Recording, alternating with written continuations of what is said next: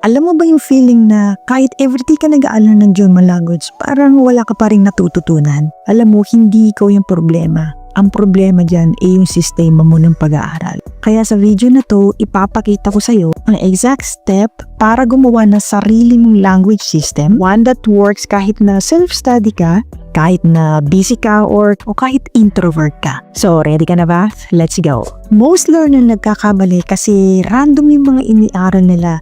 One day flashcard dito, one day vocabulary, one day grammar, and then minsan bigla na lang mawawala. And then yung resulta nito, parang feeling mo wala kang improvement and parang nagsisimula ka ulit sa umpisa.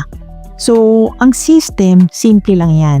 Ito yung structure approach para lang maging maayos ang pag-aaral mo. Ito yung nagpapabilis ng process kahit na busy ka or maliit lang yung time para mag-aaral. At kung consistent ka sa process sa sistema na to, possible na magiging maganda yung resulta nito. So ngayon, ano itong mga steps kung paano ka mag-build ng iyong system sa pag-aaral? Unang-una, bago ka gumawa ng sistema mo, malinaw dapat yung goal mo ng pag-aaral ng language. Hindi yung basta na lang na, okay, trip ko or gusto ko mag-aaral ng German language. Ang pinaka-best example goal dito ay gusto ko maging conversational kasi mag-aaral na yung anak ko next year. Or gusto ko na makipag-communicate sa kapitbahay namin pogi. Or gusto mo magkaroon ng German na asawa. Bakit kailangan mo ng goal bago ka gumawa ng sistema? Kasi pag malinaw ang goal mo sa pag-aaral ng language, alam na ng brain mo ano yung pinaka-importanting bagay na dapat matutunan mo at para hindi ka na rin malihis sa mga study guides mo.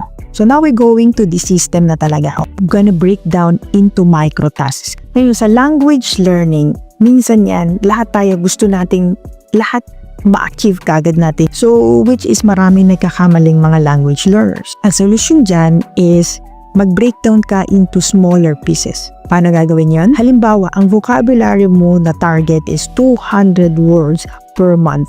Ngayon, mag-list down ka ng 10 vocabulary per day, for example, o galing sa podcast or nakikinig ka ng podcast and then ililista mo siya sa mga flashcards mo. Or pwede naman magra-write ka ng sentences which is better or phrases. Sa ganon, hindi ka agad mabibigla or mai-intimidate yung sarili mo na magkakamisado ka kagad ng 100 words per day, which is unbelievable. No, imposibleng mangyari yun. Hindi mo yung magagawa.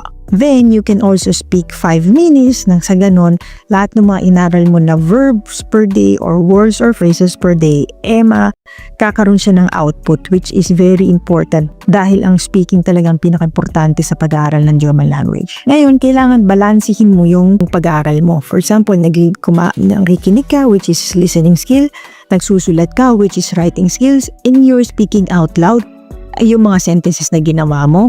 Ang balance, dahil nga balance is the key, yung input teaches you and your output, ito yung magiging resulta mo. Ngayon, after nun is you have to review and reflect what you have learned. Hindi lang basta nag-aaral ka or nagpa-practice, you really have to review kung ano yung mga past, mga lessons mo.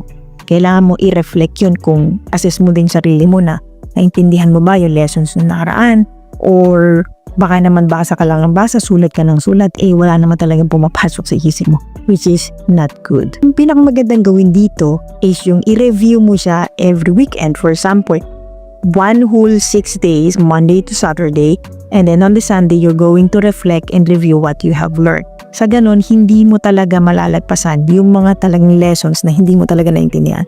Imaginein mo, for example, nasa lesson 20 ka na, tapos hindi mo pala naintindihan kung ano yung nasa lesson 10.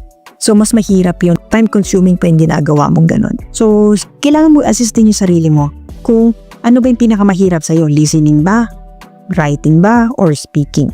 So, in that sense, na mas magkakaroon ka ngayon ng sistema kung ano ba yung dapat natutukan mo. Mahina ka ba sa pagbabasa? Mahina ka ba sa pagsasalita? Or hindi ka masyadong confident? So, you have to make sure na alam mo ngayon kung ano yung mga weaknesses mo. Then, i-adjust mo na ngayon yung sistema mo para magkaroon ka ng better results doon sa mga nire-review mo or doon sa sistema mo. For example, if you're already learning for 1 month and then nakita mo sa sarili mo, hindi ko masyadong mabasa yung iba o hindi ako marunong ng pronunciation. So, you have to make sure na i-adjust mo yung sistema mo na you have to input more of speaking in your system para na sa ganun ay mabalance mo lahat. And also, in your system, you also have to make sure that it is fun and enjoyable to do, no? Mas maganda yung nag-aaral ka talaga na gusto mo or nag-i-enjoy ka. Kasi ako ngayon nag-aaral ako ng Spanish language. Na-enjoy ko siya kasi most of those words Tagalog naman na talaga. And kahit na medyo mahirap talaga yung pronunciation, of course, nag-i-enjoy ako kasi para ang sarap sa pakiramdam pag nag-aaral ka ng bagong language. Kumokonek ka sa mga kultura, ng mga tao, and parang nalilipot mo na rin yung mundo pag alam mo yung mga iba't ibang klase na language. So, mahirap man sa akin since I'm a full-time mom and 3 hours lang pinaka-maximum ko na pag-aaral everyday.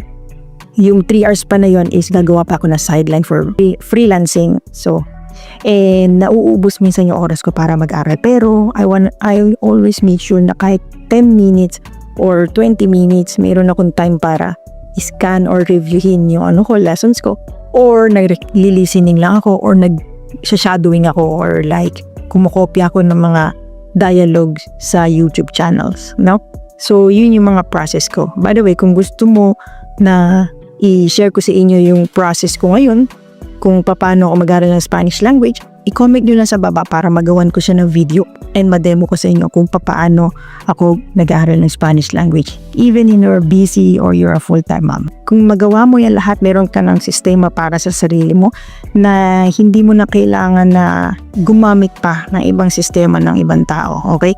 So, alamin mo sa sarili mo kung gaano ba karami yung oras mo mag-aral, assess mo yung sarili mo kung saan ka mahina, or make sure also talaga from the very beginning, alam mo kung bakit ka nag-aaral ng German language. Kung gusto mo ba talaga magtrabaho sa Germany, or gusto mo magkaroon ng boyfriend na German, or mahilig ka lang talaga na mag-aaral ng complicated language, which is yung German language. So, kailangan gawin mo yan para mabuo mo yung sistema mo, and then you have to adjust that as you go along with your learning journey. Huwag mo kalimutan na lahat tayo nagsisimula sa umpisa.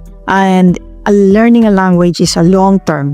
Hindi siya sprint, siya ay a marathon. Ibig sabihin, long way pa tayo. Kahit nga mga diba, nung nagtataaral tayo ng English, pinag-aralan natin sa elementary, tapos pag-aaralan pa natin sa high school, and pag-aaralan natin sa college. So, bago mo makamit yung conversational na yan is, depende yan sa sarili mo.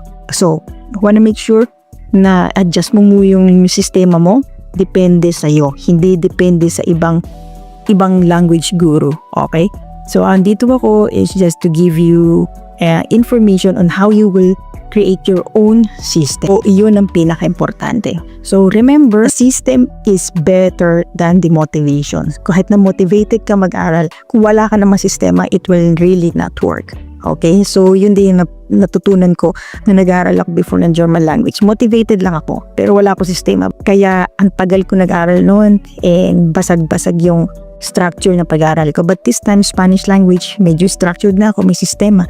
And that's what I want you to do also bago kayo magsimula ng isang language. So, start small and start that today. Okay? So, kung talagang gusto mong mag-aaral language, simulan mo na ngayon. Wish you a very good language journey and good luck sa pag-aaral mo ng language. Ciao!